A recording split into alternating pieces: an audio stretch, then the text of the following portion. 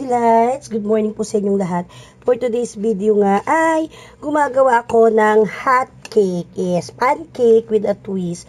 Gusto nung anak ko yung may hotdog daw na palaman.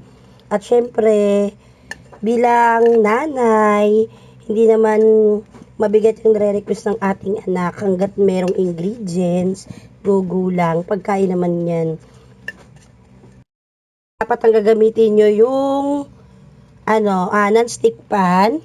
Yan, iganyan nyo lang. Bahala na kayo sa buhay nyo kung anong design. Nilagay ko lang sa pastry bag, then ganyan lang. Ayan. Since may mantika naman na yung pancake natin, kaya hindi nadidikit po yan.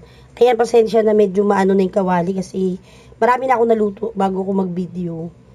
Then, syempre, habang niluluto mo yung sa ilalim, ilagay mo na yung hotdog or egg kung anong gusto mo.